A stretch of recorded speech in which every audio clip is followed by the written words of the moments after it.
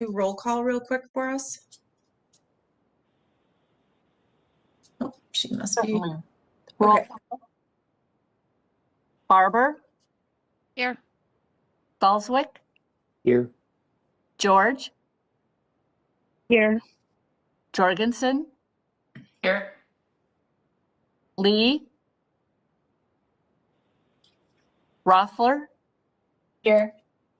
Vento, Here. Johnson. Here. Thank you, everybody, for joining us today for our December Audit Committee meeting. With that, we'll, again, without any objections or any changes to the agenda, we could just approve the agenda. Are there any changes or additions, edits that anyone would suggest?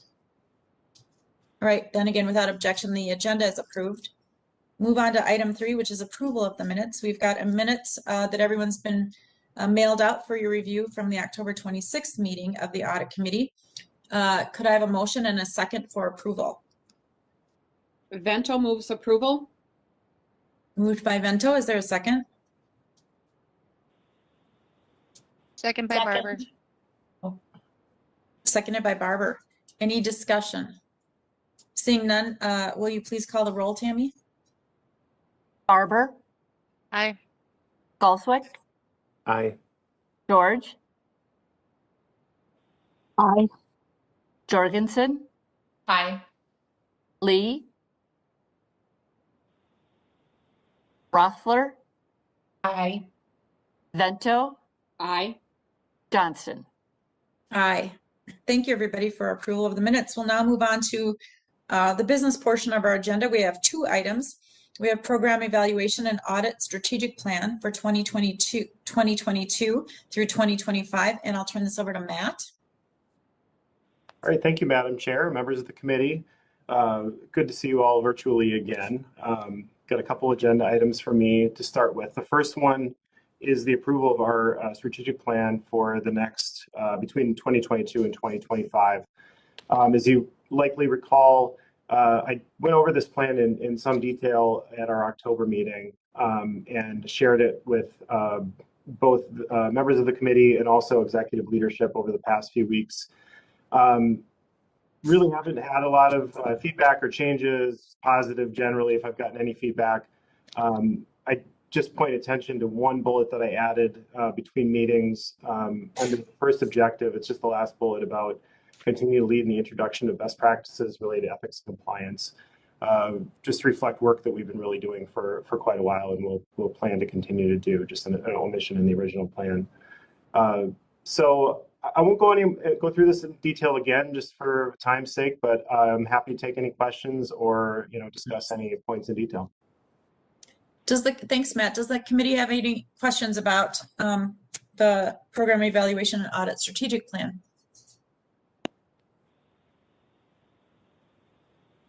Hearing none. I just want to thank you, Matt, too, for pointing out that addition and going over it with me. I know everybody's had a chance to look at it. Hearing no input or edits or changes at this point, I would move on then to roll call for acceptance or adoption of the evaluation and audit strategic plan.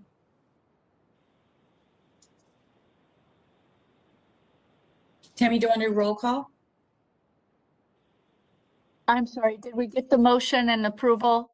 Oh, I'm sorry, there was no motion. I'm sorry, my fault. Is there a motion to approve the audit plan? Jorgensen, so moved.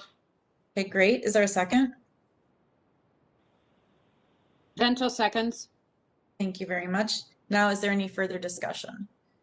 Seeing none, then we'll do the roll call vote. Barber, Aye. Galswick, Aye. George, Aye. Jorgensen, Aye. Lee, Rothler, Aye. Vento, Aye. Johnson. Aye. Thank you, everyone. That is unanimously adopted. Now we'll turn over to our risk assessment and audit plan for 2022. And again, Matt. Madam Chair, members of the committee, thanks again.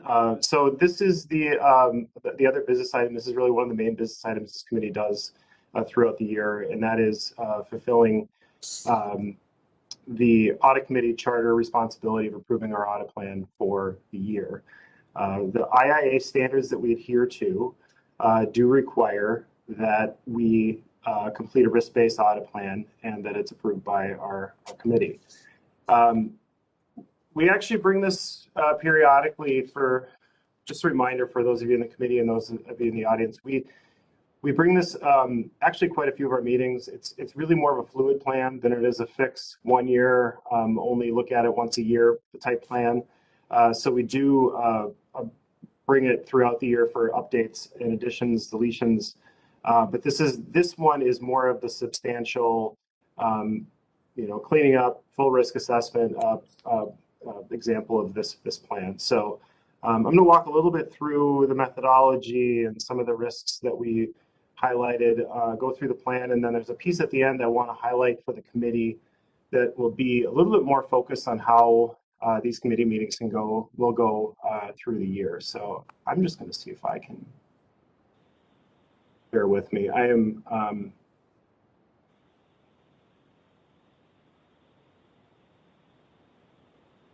can you Chair, can you see the PowerPoint?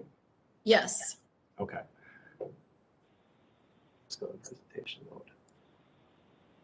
Just a note from me. I think this is maybe the 8th committee meeting we've done virtually, and this is the 5th different place I've done the meeting, this one being in my office with the new webcam. So it's one of these things, learning to work in the office remotely is can be a bit of a challenge and something new. Okay, so the methodology, how we complete our risk assessment. We look at MMB's control environment self-assessment tool as one of the factors, one of the exercises we do as an audit team. For those of you who don't know what this is, there's a requirement, or at least has been, for executive branch agencies of the state to complete this tool. And there's some resources that MMB provides to state agencies. Given our existence as kind of a quasi-state agency, we don't exactly get those resources, but we felt like this is a useful way to approach one of the steps in our risk assessment. So it goes over kind of an overview of the organization in terms of identifying some key risk factors. We create questions based on risk. We meet with really, somewhere between 40 and 60 meetings with all of our staff, with senior leaders across the organization to discuss the risks in their department, and then look at risk and scoring based on 6 factors. The factors that we consider are financial significance, external and internal risks, IT complexity, equity impact, which is something we started to do last year, time since last audit, and directional change. So we generally ask questions about these and assign a risk score that comes up with a composite score. Just a note about the scores, I think they're a tool. It isn't like we take the top 10 items on the risk list that score the highest and just focus on those. We still consider a range of projects that touch risk levels that are both high and medium and low. But this is, again, it's a tool for us to frame our work and determine what is the most impactful work we can do in a year. So a few words about the general risk environment. And I'm going to go through this a little quicker than I have past years. Again, I'm going to mention at the end kind of why I'm trying to make this a little briefer of a conversation. So I guess the first thing to point out is just COVID-19. As everybody's aware, this has been as we say in incident command, pivot culture. It seems to have taken twists and turns that nobody could have anticipated 2 years ago, and we're still certainly living with it today, with new variants of concern on the horizon. The pandemic continues to impact council operations, especially in things like ridership and some of the safety policies that we are adhering to in our workplaces. And obviously that most of our staff that works in office environments continues to telework and has for the past nearly going on 2 years. We still continue to implement an incident command structure and respond to the pandemic's realities, and we'll continue to do so into 2022. Equity at the council. The council continues to focus on equity, both as a risk and an opportunity. Each division has determined different ways that they're responding to equity. Metro Transit, Environmental Services as well as regional administration, human resources office, opportunity, taking the lead in terms of identifying ways the council can create a more equitable environment for our employees, the region, and especially in the world of contracting in terms of how we select vendors for work and ensuring that that is distributed in an equitable way. Economic trends. Certainly the COVID pandemic has continued to affect the economy in some good and some bad ways. Our budgets are actually in pretty good. As many of you probably saw, the state budget forecast last year just last week came out with a very positive outlook, a $7.7 billion surplus. That certainly has some trickle-down effects to us at the council, and in general are due to that outlook, the bounce back in the economy, and also a lot of significant federal dollars that have come into the council. Budgets are actually in a pretty good spot right now. There does, however, remain uncertainty with the economy going forward, again, with the twists and turns of the pandemic and uncertainty of how the broader economy will go and how that might affect our revenue sources. Certainly something to maintain focus on in 2022. One of the acute impacts of the pandemic has been staffing. Not unlike every other organization in the global economy, we've had some changes in terms of how easy or difficult it could be to recruit qualified candidates.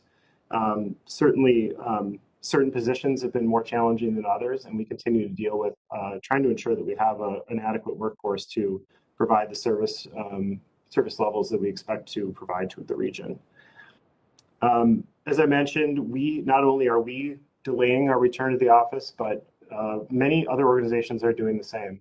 Many of our downtown businesses have also delayed their return to the office, which certainly has an impact on our transit service and demand. So we're continuing to deal with that. Supply chains, global supply chains have affected things like chips, which affect the number of things we buy. Certainly, we've had pandemic supplies and a number of other impacts in terms of supply chains that have the effect of things we purchase and a lot of with capital projects in a wide range of things we actually purchase. There have been effects and are potential effects going forward. And additionally, inflation is another factor that we're dealing with just like everyone else. As I mentioned, budget at the state government level is positive, but there are still a number of issues that we're working through with the legislature, and we'll focus on the coming session. We continue to focus on things like fare evasion, administrative citations, and funding for some of our transit projects and inflow and infiltration and parks and trails.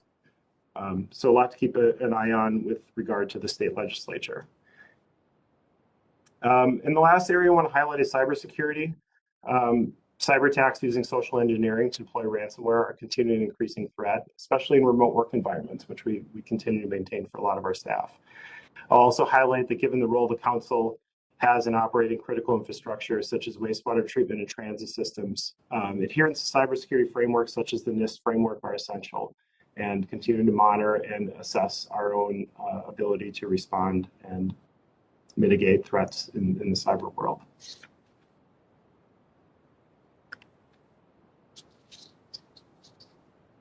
Just kind of reiterate to some of our specific threats to our specific risks to our specific business lines. Again, ridership continues to affect our transit demand and our services, and also we are continuing to expand our system with a number of capital projects, including the Southwest Light Rail line, the Orange Line, which just opened a few weeks ago, and the Purple and Gold lines, as well as a number of arterial bus rapid transit systems. Just a note on community development. While the risk profile in community development hasn't changed a lot over the last few years, there has been some adjustments with how we're dealing with some of our housing units due to the pandemic, and we do have a new capital budget that we're using to acquire additional properties. Environmental services continues to monitor regulatory changes, and also has had some unique challenges with the nature of a 24/7, 365 environment with a lot of staff that have to work in close proximities. So that maintaining staffing levels and appropriate to deliver the service that we absolutely have to provide has been a key risk for that area.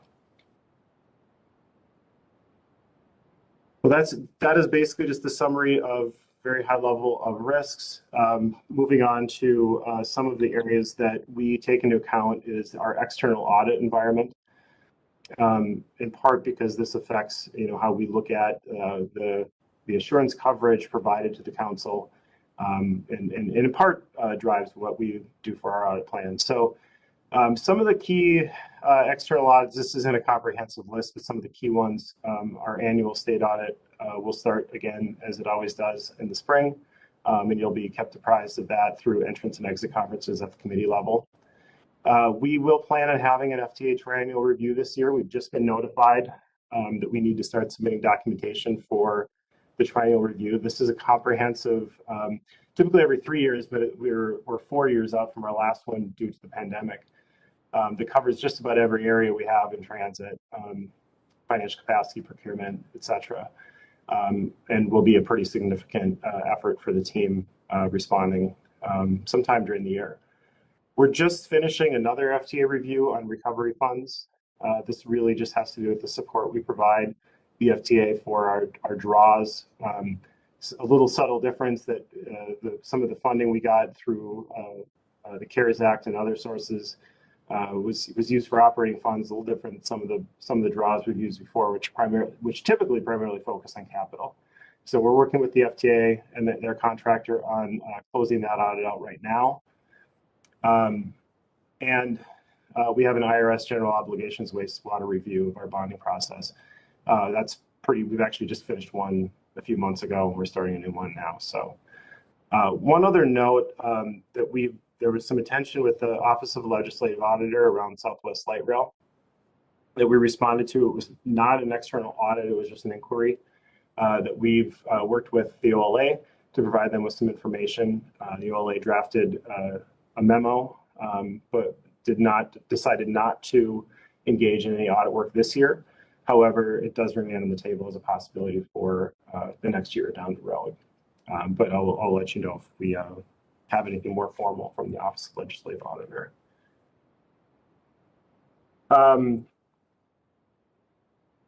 We continue to work with Aon, who is a partner of ours on a range of reviews, looking at our absence management process, some cybersecurity work, and other things that we're taking into account in terms of coverage that will affect some of the areas that we focus on in those spaces. So we'll continue to keep track of that. And the council has used Pink Consulting for a number of diversity and equity practices, trainings, seminars, a number of different avenues, and continues to in 2022. All right, so getting on to our audit plan. And I'll go through this pretty briefly, just in the interest of time, but I'm certainly happy to answer questions or take those offline.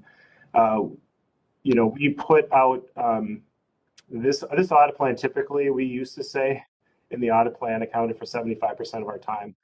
We had a lot of ideas and inquiries this year, and so I actually changed the note because I think this probably accounts for more than 100% of our time. The reason I was comfortable doing that, we tend to every year put together a plan, and at the beginning of every audit, we always do what's called an engagement level risk assessment. And things change during the year. There's additional audit work that external auditors do. There's things change in terms of the priorities of the business units. So I think it's okay to have a little bit more than we probably plan on doing in a year. We'll prioritize as we go, and certainly work through our engagement level risk assessment process to make sure that we're working on priority work. But just so you're aware, this is probably more than 1 year's work.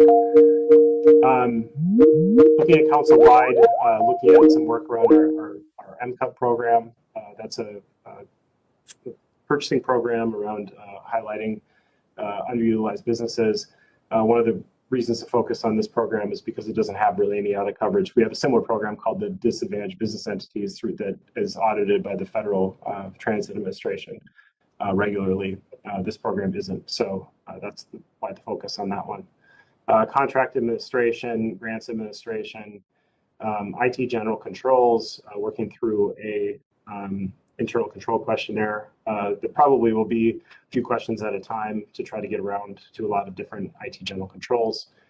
SCADA, for those of you who are familiar with the acronym, it really just is our systems technology around our light rail systems and our wastewater treatment systems. It's the IT that goes around to make the systems work. So the SCADA is kind of a fancy acronym, but there's some tools out there that the federal government has put out to do a review that to some extent the businesses are already working on. So a little bit to be determined in terms of what our work would be there. Within environmental services, capital projects, post-implementation review, looking at facility security in a similar way we did with Metro Transit last year. Environmental health, safety, compliance, operations support services, post-move inventory. At Metro Transit, looking at body camera implementation and use. Just a note about that one.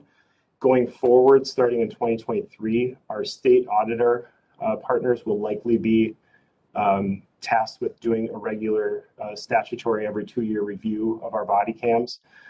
We thought it'd be good for us as an internal audit team to do this in 2022 ahead of that first state audit, in part to get a sense of how well the implementation is going and also give our team experience with how the body cam system works. Police evidence and asset inventory. That's a fairly routine audit that we've done in past years. Asset preservation and management, a cash room review, which is something that's again fairly routine for us. Gold line pay application, and obviously continue work with Southwest Light Rail. In regional administration, we're looking at payment processing, collection, particularly the time it takes to make those payments, paper check processing, data retention and records management, our job classification process. It's also known as our HAID process for determining positions within the council, employing positions. Technology asset inventory, user administration or identity management audit, and affirmative action reporting and data migration. There's been some changes in terms of how we collect and really process some of the data we use for affirmative action reporting. Just some special projects. This is kind of our non-audit work plan, and we're actually kind of, as a tail, we're still looking at a few additional ads in this space, but continue to update our audit manual as we've been doing for the last few years. We are still on the hook to do a peer audit review of another department. This is something that we had somebody come in and do our peer review now a couple of years ago, and haven't had to return the favor. I think we had a couple times where we were supposed to, but it was delayed by the pandemic. But I'm leaving that on just because it could happen at any time.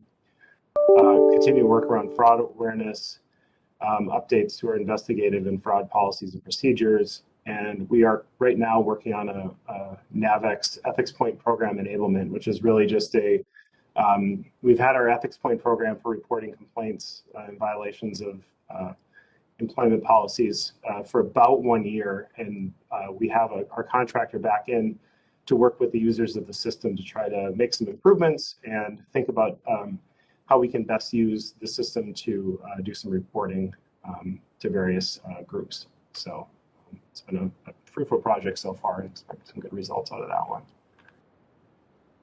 Okay, I'm going to stop sharing if I can figure out how to do that. And talk a little bit about our committee meetings coming up in the next year. So on the last page of the risk assessment and audit plan, there's a plan for our 4 meetings that we typically have with the audit committee.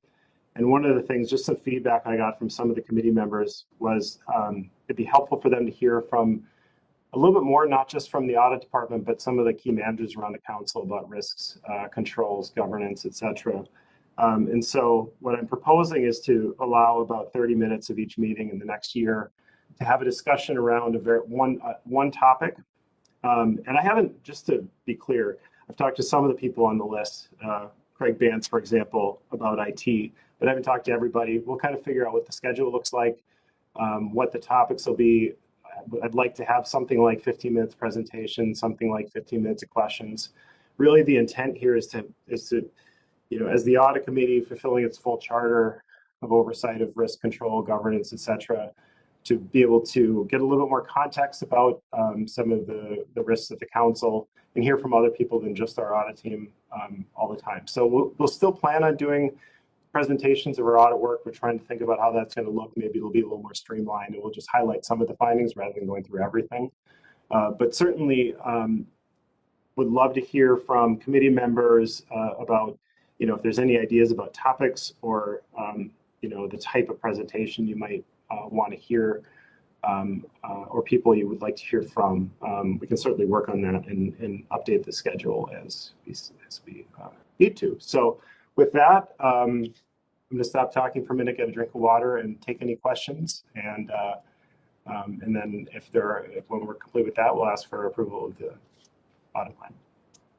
Thank you, Matt. Appreciate all of that information. I'll turn it over to the committee. Are there any questions? Want further information or any additional information? Councilmember Galswick. Thank you, Chair Johnson. Just a couple of clarifications here, Matt, if you would. So you mentioned that not all of these audits are necessarily high risk, but there's kind of a high, medium, low. And I think that makes sense. I'm a proponent of doing audit work even in low risk areas because everywhere needs to at least have that possibility of being audited.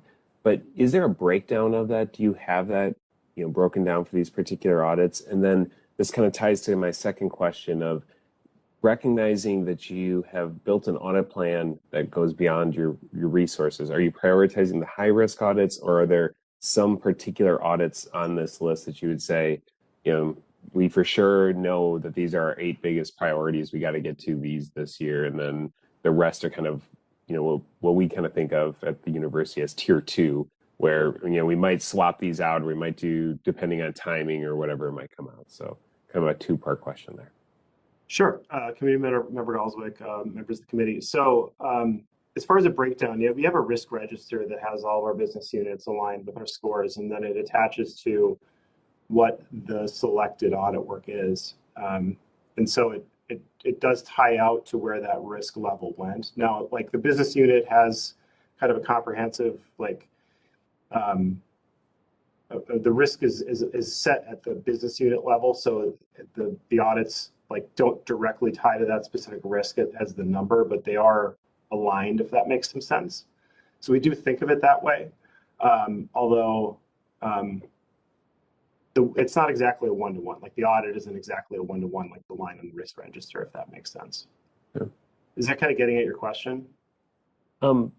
Somewhat. And I'm happy to share this too with you if you're ever interested in going over it. Yeah, I might be just to kind of get some understanding. If I'm understanding you correctly, there's a risk register associated with each of these units, but it doesn't tie, or each of these audits, but it doesn't tie directly because sometimes those risk registers are not, tied out to the specific type of activity or area that you're looking at. Following that correctly? Yeah, let me think of an example quickly. Like our risk register ties to regional administration finance is the business unit. So we'll talk to them as a unit and discuss risk at their overall level. Now they have a number of different business processes that they own, one of which is payment processing collection. Mm-hmm. So within our conversation, we'll talk about why that's a higher risk item. And we will identify that within that conversation on that line as a potential audit that we'll look at. But the rating is tied to RA Finance as a whole because they also do payroll and they do budgeting and they do, it's been a balance of, how do we figure out how to exactly tie our risk register across and identify the audits and have it all linked. So I'd say it's still a little bit of a work in progress, but to an extent, everything, all the selected audits or proposed ones are tied to that business unit that has, and that's how we determine the risk. if that helps. Yeah, just real quick follow up on this, Chair Johnson. So, yeah, Auditor Latour, I think the way I'm thinking about it is I'd be interested in just what your opinion is on these particular activities and if you see these as high risk or medium or low. I understand you're using the risk registry in the background to try to inform that. But to your point, maybe you're looking at a slice of this that really is not that big of a risk, but you think we need to get to this year, even if it's a high risk area. Yeah, I would just be interested in what the kind of risk makeup is from your perspective on these audits. And again, so to the second part of that question, does that inform then, are you trying to spend your resources on the ones that you think are highest risk, or are there just some activities that you think we really have to get to, even if they're not necessarily the highest risk item right now? Sure, I think this gets to your question about priority. I'll answer kind of both at the same time. I think it's a balance between, in some cases, like I'll highlight the MCUB as an example. I'd say it's fairly high risk. It hits equity, hits financial. There's a lot of good reasons why it's important for us to take a look at this program. Part of the reason it's prioritized is what I tied back to, which is like it doesn't really have any other audit coverage because it's a council-led program.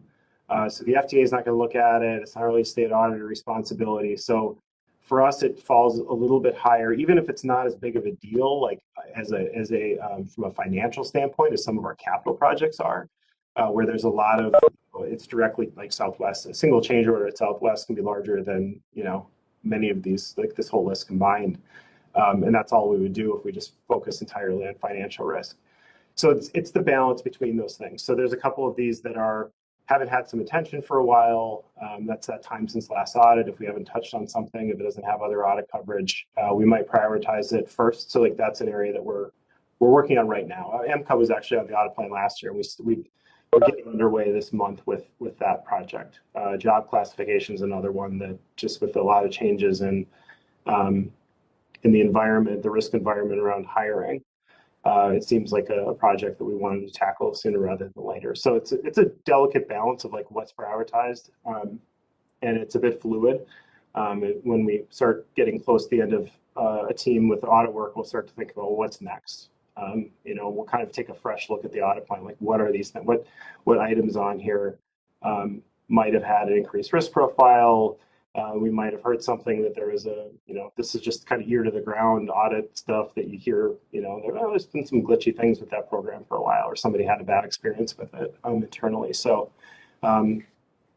certainly art more than science. I don't, if we've technically, I think in the risk register, we do categorize things. I mean, the scores are kind of attached to a high, medium, and low, depending on whether it comes out like a 2 or higher, or a 1 or higher. But I think the selection of the audit plan is a little bit more nuanced and takes into account all the factors, throughout the year. So, Anything else? Quinn? So again, and sorry to keep asking this question, but just to clarify, then, is there any kind of bifurcation, or is there a grouping on this list that you really think these are the most critical ones, or is this kind of or is it more of a, what do I say, like a menu that these are the types of these are the audits you will be going through over the course of the year that you may select from? I would say there is some priority here. I think there are some audits that I think we'll for sure be getting to. I will highlight that there is some nuance. It's not attached to the plan, but we have, as I've mentioned in other meetings, we have a new group that's focusing on capital projects. And they have some other responsibilities, cyclical audits, but it's a new effort within our team to focus on the capital projects, things like change orders, pay applications, the post-implementation review of capital projects. What happens to all the stuff when we're done? And then we have our IT team that is focused a little bit more on just those projects that relate to IT. So there's, within each group, there's kind of what we're really hoping to get to, going forward too, is just, here is your priority list. Here's the next 3 up. Now with capital projects, it's a new group, it's a new effort. So there's a little bit of, we want to touch gold line. We haven't done anything with gold line. We want to make sure we're getting to purple line at some point. So there's a bit of distribution around just making sure that we're getting into a project, getting to know some of the staff that are working on it, because there's new project directors all the time. And so there's a bit of that goes on too within groups within our team, if that makes sense. So. Okay.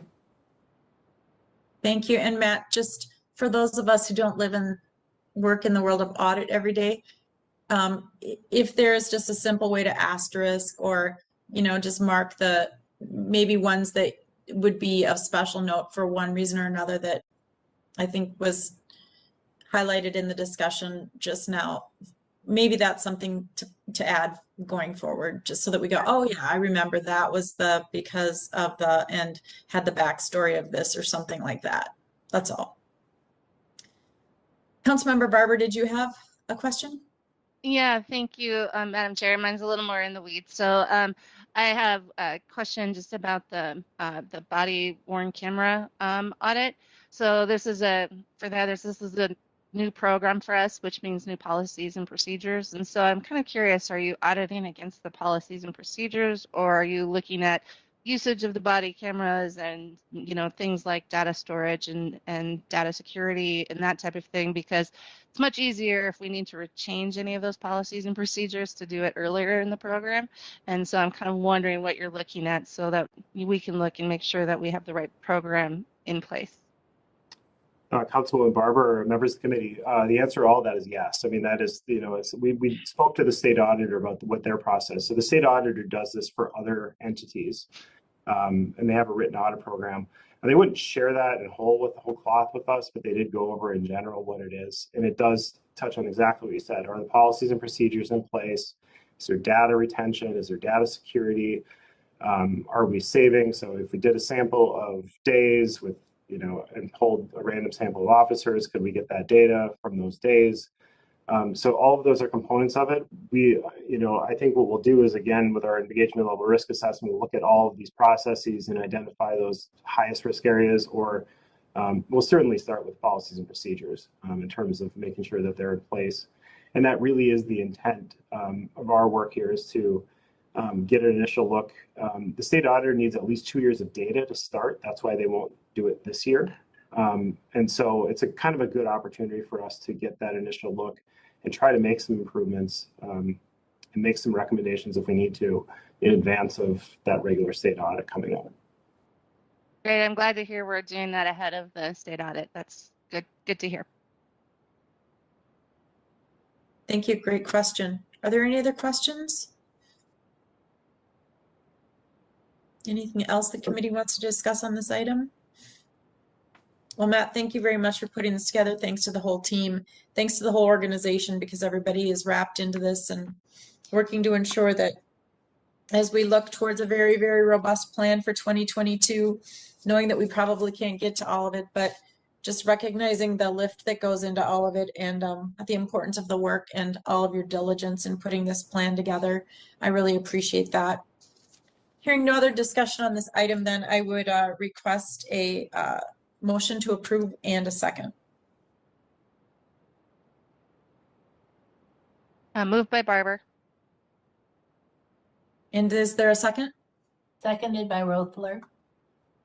It's been moved and seconded. Again, any further discussion? Seeing none, then roll call vote, please. Barber, Aye. Galswick, Aye. George, Aye. Jorgensen, Aye. Lee. Aye. Rothler, Aye. Bento, Aye. Johnson. Aye, and that is unanimous. So again, thanks for all that great work. Appreciate it. Let's move on to the next portion of our agenda, which is information. Again, I'll turn this over to Matt for the director's report and the annual audit report. All right, Madam Chair, members of the committee. So my last item for the day. I'm going to go through my director's report really quickly because there's a lot of overlap with the annual report and some duplication with our what I just talked about. So just a departmental update. Now that we have our strategic plan and our audit planning process are complete for the next year, we're going to focus on implementation execution. So really filling out the strategic plan, what are the action items we're going to do, and prioritize some of those things for 2022. So that's kind of the next step You know, and as I mentioned with some of the not audit work plan items on the audit plan, we still need to fill out some of those things and figure out what are our priorities.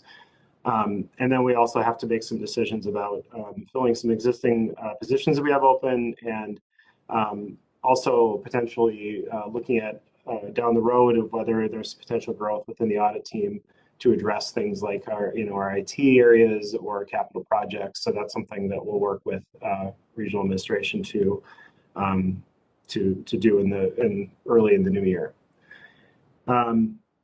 As always, I'll just give my quick COVID update. We continue to work from home for the most part.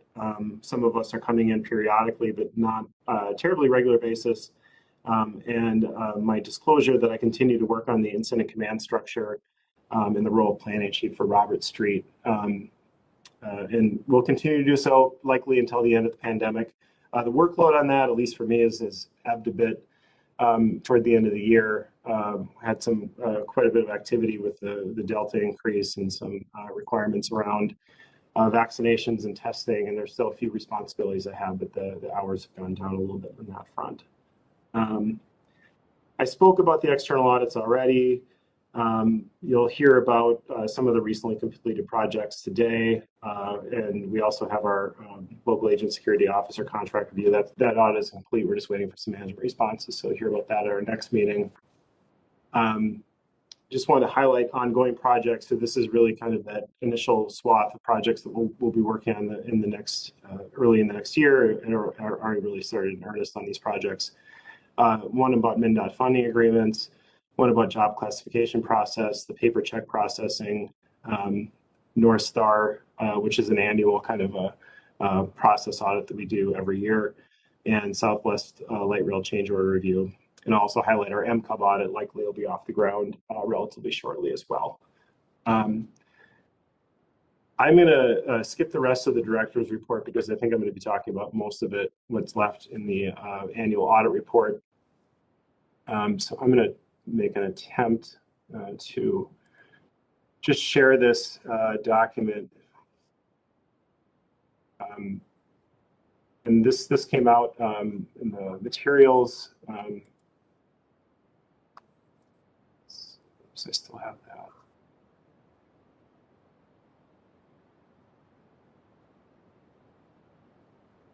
Pardon me for just a second.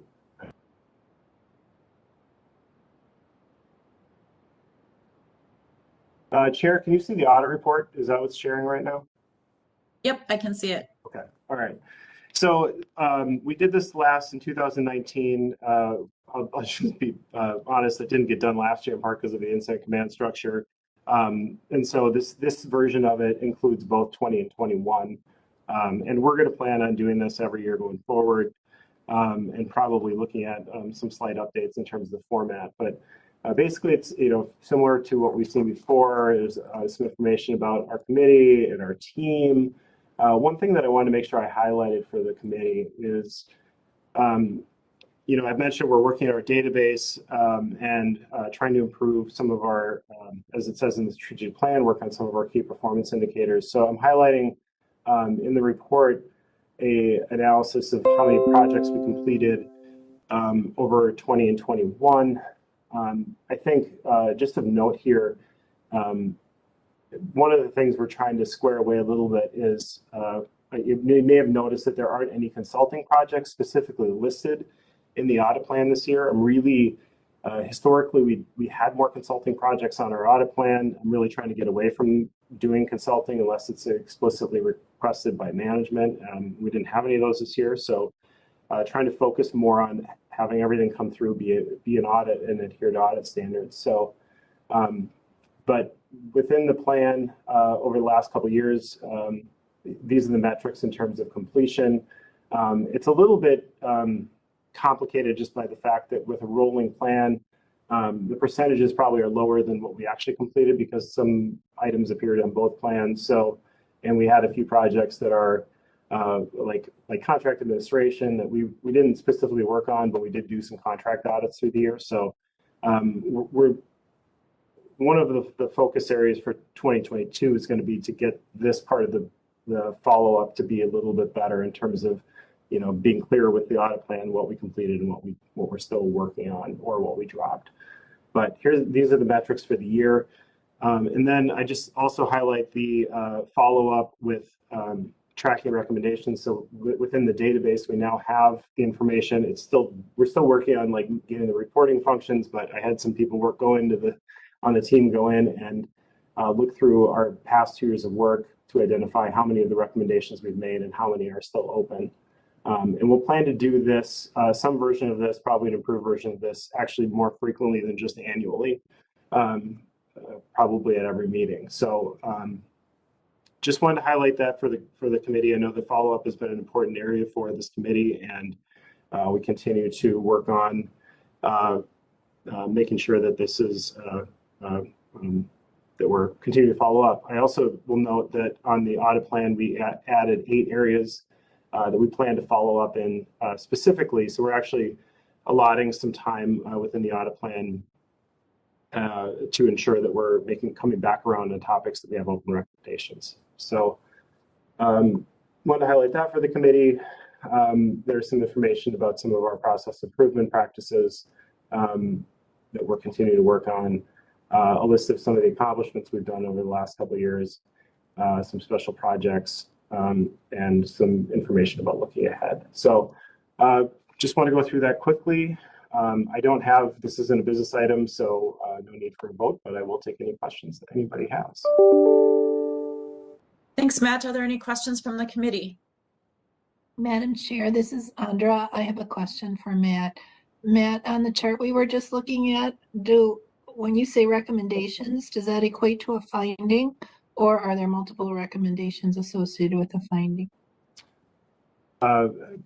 Committee member Roethler, Madam Chair, there is typically more recommendations per finding. So sometimes we have a couple of recommendations for every finding. Sometimes it addresses a couple different areas within a finding. So I would say that in general, I'd have to guess and eyeball this, but it'd be something like 2 recommendations per finding is probably typical. Okay. I'll say this, I would like to probably, one of my goals for 2022 is to maybe reduce the number of recommendations we have and make them a little bit more targeted. I think sometimes we end up with too many. It becomes a little bit challenging for a manager to have, 12 recommendations to respond to instead of maybe 3 or 4. So that is something that I would like to focus on next year. Thank you. Are there any other questions? Committee member Galswick. Thank you, Chair Johnson. Under the two questions, kind of unrelated here. One, on the follow-up piece that you were just talking about, I wanted to clarify, are you planning on doing follow-up on all recommendations, or is there, again, some sort of bifurcation between higher risk or lower risk ones? And then my second question is related to ethics point, but maybe I'll just see if you can answer the first question here and follow up first. Sure, Committee member Galswick. The list of projects we have in our follow-up list specifically, I would say in general, it's probably higher risk items. In some cases, in some cases it's because there was a need for a business to implement a change in process, and we want to consider retesting to make sure that the change had the effect that it was intended. In some cases, it's areas that we just haven't heard about for a while because it was, it's been a couple of years since we made the recommendations and there hasn't been a lot of activity. We want to have more of a formal, do we need to do more audit work here? So I think the follow-up is going to range a little bit in terms of whether it's a simple, to answer your first question, we will follow up. We always make at least a check to see if some activities been, when we look at the recommendations were closed, all of those, we confirmed that the policy was written, the procedure was done. These are a little bit more, probably that I would say generally that higher risk area where I think it's important to kind of follow up to make sure that the risk has actually been mitigated, if that makes sense. Mm-hmm. And not just, in some cases it's easy to look and say, well, there was a procedure, so we can expect that risk has been mitigated, and we talk about it just generally more in our risk assessment discussions every year. These are more, there's probably reason to focus on it a little bit more explicitly. Madam Chair. Mhm. So, and that makes sense to me, Auditor, too. Right? So thinking about it as you're going to follow up on all the items. It's just the depth in which you go. There might be some in which are due to the risk or due to the nature of it, you might have to do more than just confirming the procedures are in place or whatever it might be. That makes sense.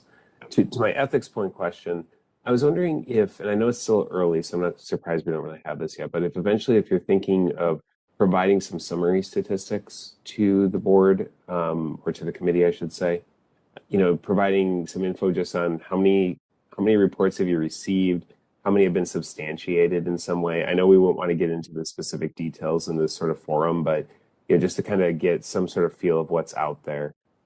If you've had any thought on that, or if you're working with any other units to either put that together or related to the response to some of these ethics points, reports that come in. Yeah, committee member Gauss with members of the committee. Yeah, it's a conversations like yesterday, literally, on this exact topic, and it really is. I think exactly what you just said. It's trying to track as complaints come in, and one of the things we're really trying to work on is I think the teams that respond to these complaints are confident that something happens with every one of them. Now, is it always an investigation and a termination? No, but we do something. So it's categorizing what those actions are, and in a way that we can share, because we cannot share. If somebody's terminated, it's still protected until it's completely disposed of, the final disposition of the action, which is all the way through arbitration. So oftentimes we can't talk about those actions for quite a while. And that's just data practices law. Like, we don't really have a choice there. But to what extent can we tell our story about what we are doing to respond to complaints as they come in? I think would go a long way to giving our staff, our committee, and our board confidence that we're handling those appropriately. So that's exactly what we're working on. It is a good time right now, 1 year out. We've all had a chance to work through with the system, with cases, see how it works. We're trying to refine some of the back end, getting the categories right, setting expectations about how to enter information into the system so we can do that reporting and rely on it. So I'm hoping this year we'll finally get to a place where we have something we can share. I think the goal is sometime Q1 or Q2 to get something drafted. So Great. Are there any other questions? I just want to do a follow-up too on the items that were brought up. So I really do appreciate Committee Member Galswick bringing this up, because I've thought about this too. And I think, Matt, you're used to us now. We've been together for long enough where this committee, to your point earlier about wanting to help bring a greater overview of risk assessment at the council and bringing in speakers. And as we discussed prior to this meeting, having some meat on the bone too, so that, it's easy, and I understand because I serve in a director role in my day job. It's easy to tell a board or a committee kind of the stuff that's going along in a very positive light, and of course that's wonderful. But I think this committee is trying to really better understand, where and how the focus is placed and where the risk might lie, of course, with confidence and everything that you're doing, but just trying to better understand, with the kind of behind the scenes, how it's working. And I think maybe that goes to this point as well, with ethics point in place, like you said, for a year. It's interesting because I think we were very excited to have this tool across the council, whether we're council members or committee members. It's a very good thing. And just, even some sort of rating, trying to better understand in categories. I think maybe this is what Committee Member Galswick was saying, the types of complaints that are coming in, like 25% typically are in this area and 50% are in this area, or what have you. And not to get into the protected data of any of it, but to just understand, is it doing what we wanted it to do? Are we feeling that we're getting the results that we need to, so that the overarching goals are being met? So I know you're working on that, and I'm sensing that for some time and up until this meeting, the committee, I think, would appreciate that kind of information when you can get it to us. So I'm just seconding what committee members are saying here today. Is there anything else on this report? All right, seeing none, excellent job, Matt, again, to you and your team across the council. Thank you very much for all of this work and putting this together. And without further ado, we will move on to the second item of information, which is the Metro Transit System Safety Audit. And who from this wonderful list of talented and exceptional people will be leading us through this audit?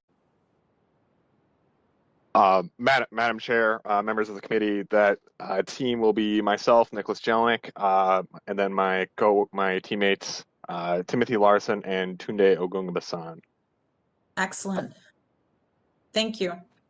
One moment as I pull up the PowerPoint, Madam Chair. Right. All right, and here we go. Madam Chair, members of the committee, myself and my team, we are here to present the results of the Metro Transit System Safety Audit. And with that, I will turn it over to Tunde to kick us off. Thank you, Nick. Madam Chair, members, good afternoon. Bit background on safety. In July 2018, the FDA published the Public Transportation Agency Safety Plan, Final Rule 49 CFR 673. Compliance deadline for the final rule has shifted several times, most recently to July 2021, primarily because of COVID-19. Now, the final rule requires agencies like the Metropolitan Council that receive FTA funds to develop safety plans, including processes to implement safety management systems. And it also requires these agencies to retain safety plan related documentation and records for a minimum of 3 years after creation. There is an ASP for bus. There is an ASP for rail. The North Star Commuter Rail is not subject to 49 CFR 673 as it is governed by the FRA and thus a different set of rules.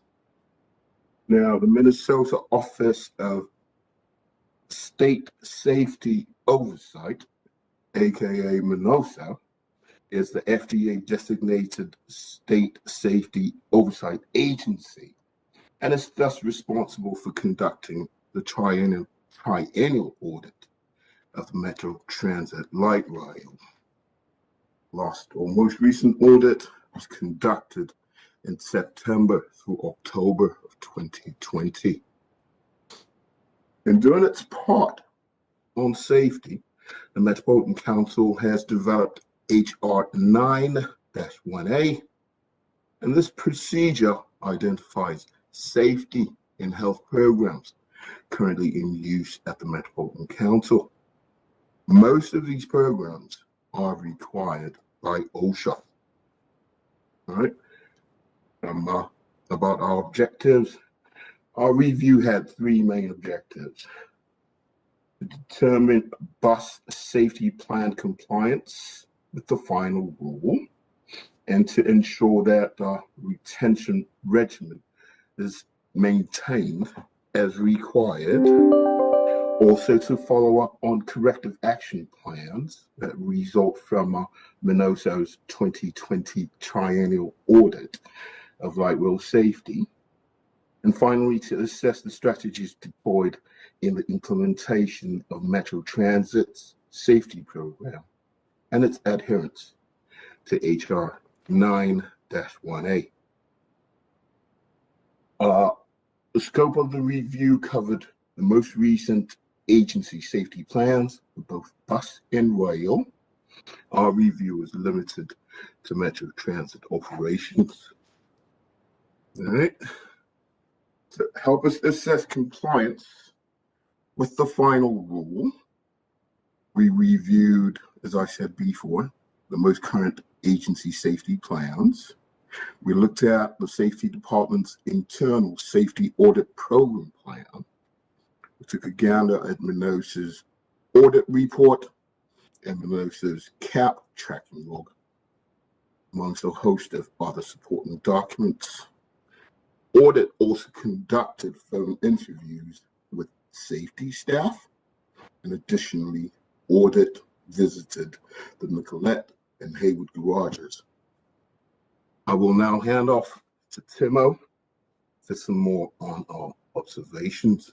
Timo? Thank you, Tunde. So quickly, just to go over non-finding observations or just areas that were part of this audit that didn't rise to the level of a finding. So we found that the council's agency safety plan did include those elements required by 49 CFR 673, which includes things like safety risk management, safety assurance, and safety promotion. We found that Metro Transit did implement those corrective action plans that were recommended by MNASO. And just generally, the corrective action plans that Metro Transit has are consistently documented through these consolidated hazard matrices, which we found to be a good practice that promotes accountability and follow-up. We also found that there is a useful practice or regimen in place for capturing or documenting and recording safety-related incidents through the use of OSHA 301 forms and the OSHA 300 logs. And then finally, we went and dug into the HR 91A procedure, and we found that Metro Transit does have all the necessary programs, procedures, and elements that are appropriate to them. And that includes things like Right to Know program, a bloodborne pathogen program, having a safety committee, or emergency action plans.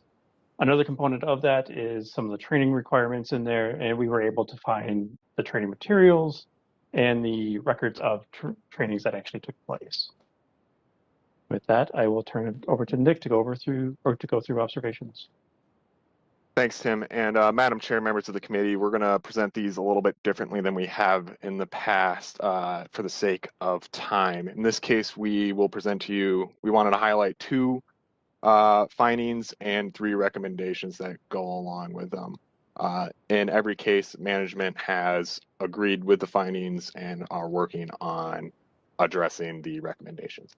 So the first one was that the documentation for the agency safety plans was generally maintained. However, there were 2 exceptions. The first exception was the commercial drivers license daily checks. This is a set of documents and a control that we run each day as part of our safety plan. What happened was in order to run these checks, we have to go through a state of Minnesota system. The state changed their system, and as a result, the council was locked out from accessing the system it needed in order to do these checks. So the effect of that is that our CDLs have not been regularly checked since May, which has created a liability risk for us. The second documentation issue was surrounding their hazard analyses. The cause for this was that our agency safety plans do not set parameters for when the hazards should be evaluated, and it also does not describe how the hazards should be documented. So what the effect of this was that there is an increased injury, compliance, and liability risk for the council and our staff. There's the appearance of randomness of when we are going to formally evaluate a hazard versus when we don't. And then there's the compliance risk as well, which is not meeting the federal documentation requirements set forth in 49 CFR Part 673. So in order to address these issues, the 2 recommendations, which, as I said before, management has agreed with, are to complete the interagency agreement with the state of Minnesota, which would allow us to access the system, and then return to completing regular CDL checks. And then the second part here is to create and implement a procedure for documenting the hazard analysis. And then I will turn this back over to Tim. Thank you, Nick. So our final observation had to do with some housekeeping concerns that we had or observed when we performed our on-site visits.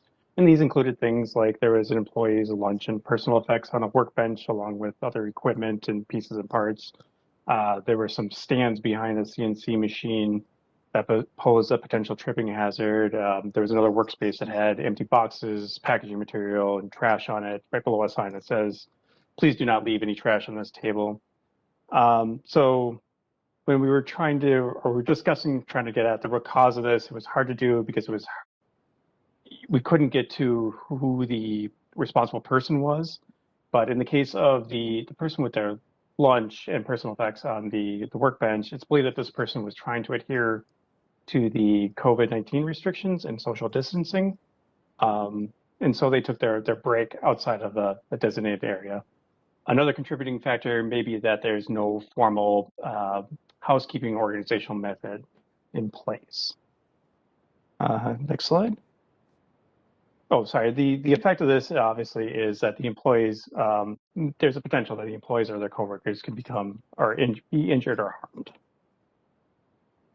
And so we made a few recommendations. The first is the safety specialist should work with the owners of those areas to get it cleaned, organized, and then discuss how it's going to be maintained going forward.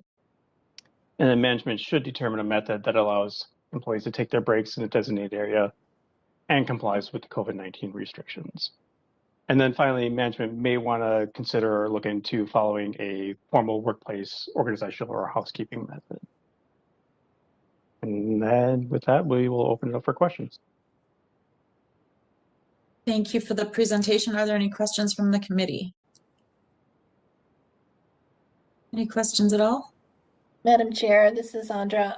Thank you very much for the presentation to the team and for including the effect statements associated with your observations. I wonder if we could see the slide again. I don't have it in front of me, but I just want to make sure it would be helpful, for example, when you say there's the effect is that we might not be in compliance.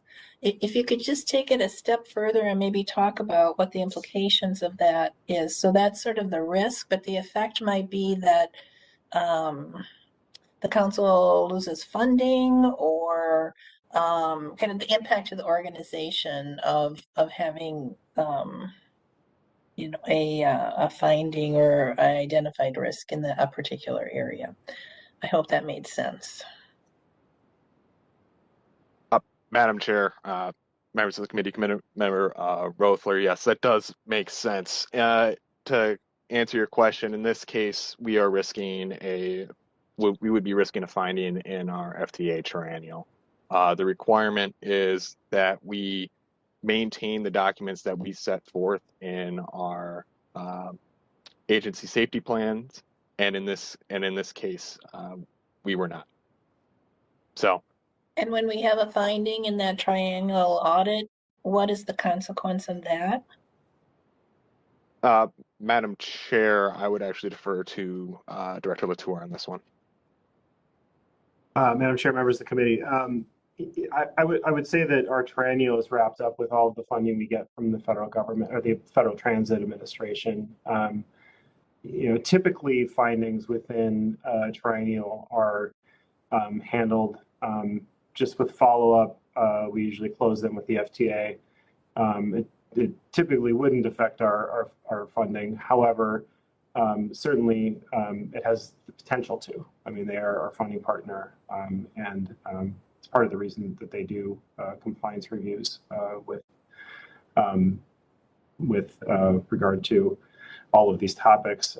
There is also always, you know, the risk of the Office of Inspector General from the FTA could review compliance issues and ask for federal funds to be returned. These are usually with financial matters, but there always does carry that risk. Madam Chair, Matt, thank you very much. And just continuing on that. So Matt, is that something that should be added in as part of the effect so that it goes that extra step as a consequence, or would that not be unnecessary? Just to make it explicit to anybody who's reading? Yeah, Madam Chair, we actually just our team did a training. It was after this audit was completed. But we were talking about exactly that point of like, what does a compliance risk really mean to us? Because compliance risk is just that compliance, but what is the potential? Like, what could the entity actually do and to be punitive to us if we're out of compliance? So it is something that we have talked about as a team, is getting past that base level of just what is compliance, but what is the potential downstream effect of that compliance issue as the effect. So it's a good point. I'm glad you brought it up because it's actually timely, something we've been working on internally as a team. You know, unless the committee would desire otherwise, I think if you could work towards that, especially for our work on the committee, it really helps us to better understand, you know, the real life consequences for those that are either on the committee or those of us that serve on the committee and as council members. So I'm glad you guys are discussing that internally and thinking about that. And, you know, everything that we're doing is, you know, trying to again, limit and minimize risk, but also, you know, make sure that there aren't dire consequences or unfortunate consequences across that spectrum of things that could happen to the council that eventually impacts service and our citizens. So we would appreciate, you know, knowing more about that when these come forward for sure. And then I just had a quick question too. So this audit, if I'm understanding and reading correctly, by Minoso took place in September and October of 2020. Is that when it was completed? Madam Chair, members of the committee, the exact completion date is kind of escaping me right now. Is Andrew, is Acting Safety Director Brody on the call? Yes, I am. What was the question? The question was, you know, on page 5 of this report under introduction and background, it said that the triennial audit was performed in September and October of 2020.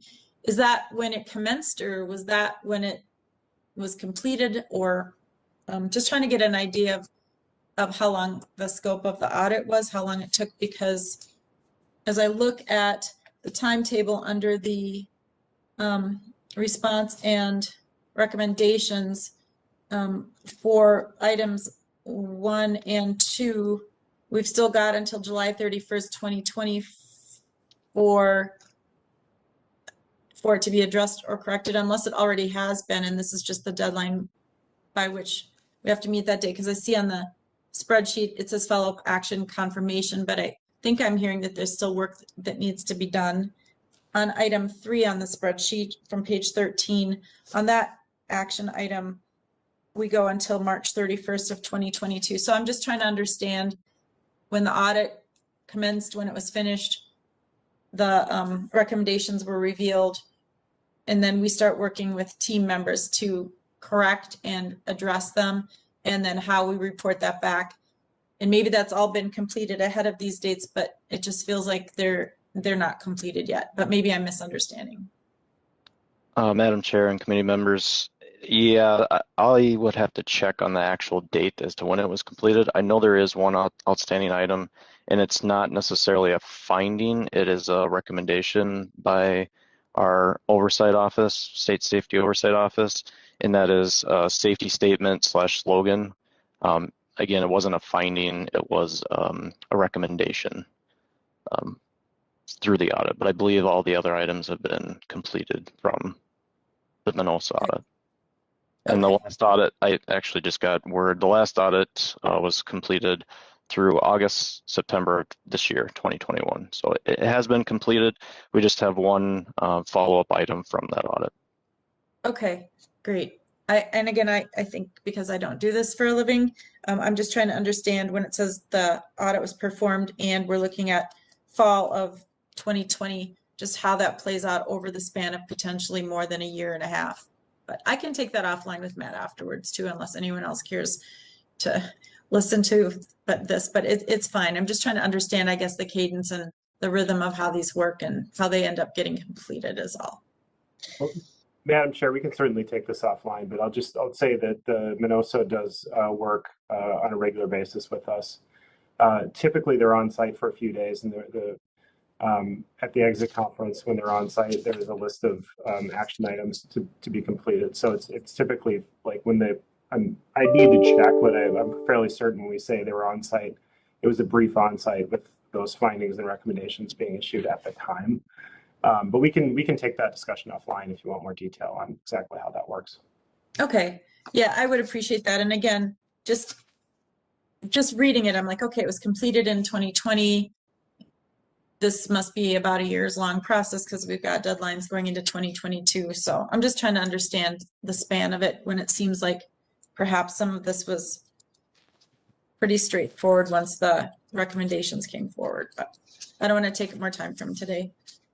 Are there any questions from the committee that you'd like to add regarding the Metro Transit Safety System evaluation and audit? All right, hearing none. The only other just notation we've got on our agenda today, and thank you everybody, I appreciate that, all of you for putting that presentation together, like the new format and how you've presented that to us, so very much appreciated. Moving on, just note our next scheduled audit committee meeting tentatively is set for February 15th of 2022. And that comes to the end of our business that we'll take today in this public forum. And I would look to Councilmember Lee for a motion to close the meeting and go into closed session regarding an audit. Thank you, Madam Chair.